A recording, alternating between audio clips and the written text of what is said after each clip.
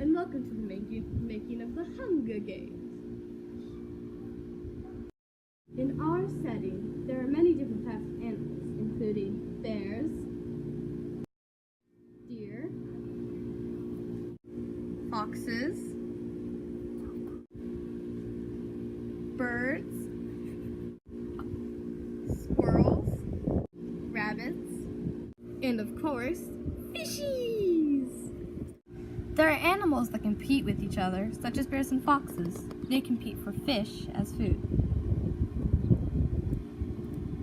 Which reminds me, there are predatory relationships too. The fox hunts the rabbit for food as well. Not all the relationships are bad. The trees give homes to the birds, who are more than welcome to nest in them. Go. The trees there are mostly fir, pine, and deciduous larch trees. Other than those, the only other organisms that live there are humans. Never has there been a more peaceful day in the taiga. Nothing could go wrong, especially with dry weeds and it being a really hot day.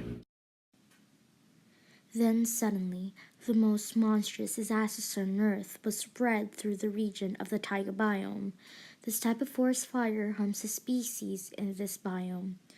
The spruce tree gets caught by the wildfire, killing the squirrels in. The spruce trees were then knocked by the fire. The humans were aware of this fire, so they fled across the stream to escape. However, Billy was still sleeping. He trips over the rock and gets eaten by the wildfire. In this region, we find a junior fox looking for its parent.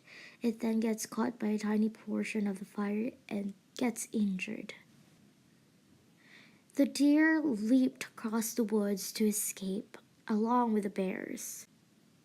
The bird, of course, escaped, and the rabbit too, but the bird's nest got destroyed. The forest fire seems pretty contained.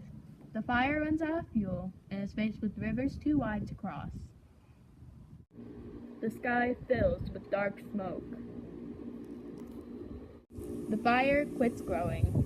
Soon, the forest fire dies out altogether.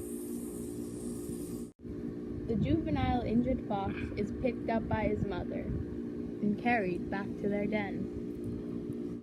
A fallen tree still blocks the stream. The fish gather in the deep pool of water the tree creates. The area cools down and the carbon clears up, making the air safe to breathe again. The bear tentatively returns to the area, attracted by the fish stuck in the deep pool of water. Birds return to find their nest destroyed. The injured juvenile fox takes time to heal.